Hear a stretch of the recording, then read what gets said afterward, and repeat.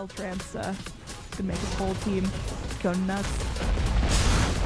Sand King does get it off a pretty nice epicenter. The problem is actually finding the kills off the back of that. Sadoi's spinning around. There's going to be a TP in from the Lina, but she's picked off as easily as she spawns. No Fear makes it to the shrine and activates it. And that's going to mean the rest of his teammates can't get any regen from it. Sadoi now super low, finds that one last hit onto the Troll Warlord, at least making his death worth something. But man, it's vicious here.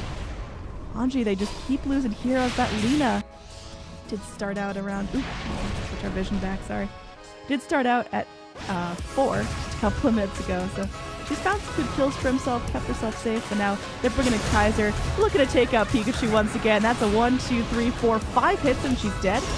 Similar story for the Disruptor, and there will be the Batrider pull onto the Magnus. Man, poor Yoku, man. Anji has to take a one fight, and both of those are looking really difficult to execute now. Initiation onto the Disruptor. He needs to get down his ult before he goes out. He's so squishy. Garter gonna be going to BKBing. Man, this Troll is just right-clicking like a champ. He's got that Eye of Scotty. Now Omni Slash can be split between these two cores, and it looks like they will eventually find the kill onto the Jug. Epicenter bouncing through. Pikachu, high ground miss, almost saves her life, but the Bane is still able to go and Brain Sap her down. And speaking of Brain Sap, we've now got Shu slowed. Man, Garter's Eye of Scotty is doing so much work. Shu does end up going out. It's GG called at 38 minutes after such a good performance from Prodota.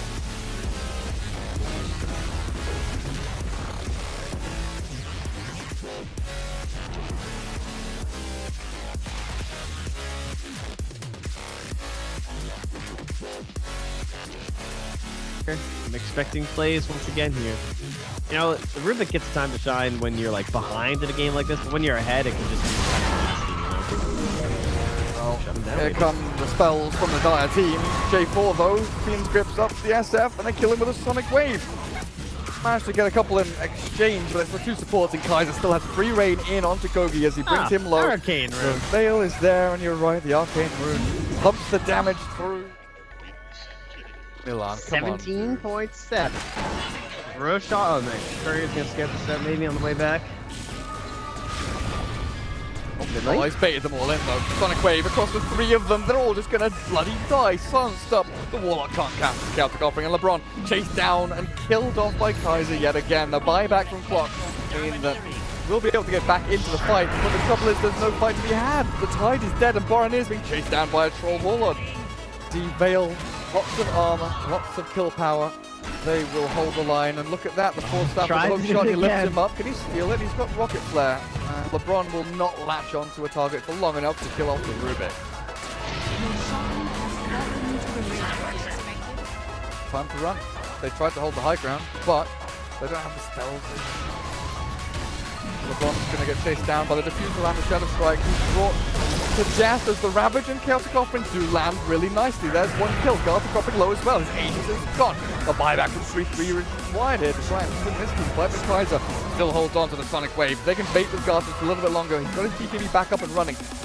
Could maybe swing this. A couple of punches back EPG's way, and here comes 3-3. Two-man Borrow Strike with the Shadow Strike there, and the Orchid onto TB. Thunder, there's the Fiend's Grip and the Sonic Wave with an Epicenter. Force Staff in, I think it's lights out. GG has called an EPG. Time to tap out.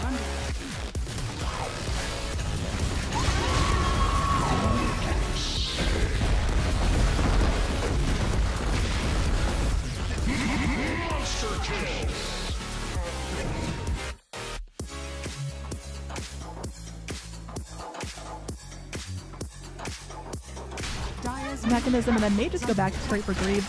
Ooh, hook shot in. They're going to find an initiation here. Pushing back Bane with the cogs. They burn up a good chunk of this mana, but he does still have the Fiend's Grip. Now glimpse back. They are going to get two trapped in. It's a Ravage onto multiple. Now Bane gets low, but is able to keep himself alive. It's a stolen Ravage. Milan playing this Rubik out of his mind. And now Kaiser TP's forward. They do end up losing the Prophet. Trying to chase down Garter with the last of the Exorcism. They do get the kill, but there's the Queen of Pain going back forward. Milan getting drained down, soul siphoned in, but it looks like it's going to go for the 1-2 punch onto the Death Prophet. Her Exorcism still going in, but the Fade Bolt takes him out. This Rubik MVP right here is going to be keeping himself safe under tower.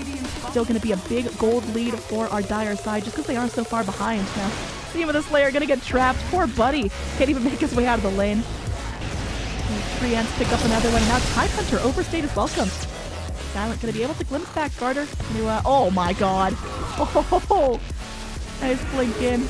Thought that Axe is going to get him now. They're going to be going forward. Fiend Grip onto this. Okay, there's going to be the Ravage to break up the fight. They should be able to find the kill onto Bane, but Bane keeping himself healthy with the Brain Step, and now Afterlife has to cut himself out. Kaiser with the Sonic Wave is going to be going forward. The Static Link channeled up, but the Razor just can't survive. He's so low, and even though Garter has stolen damage, he's still able to find the kill. 4 heroes dead.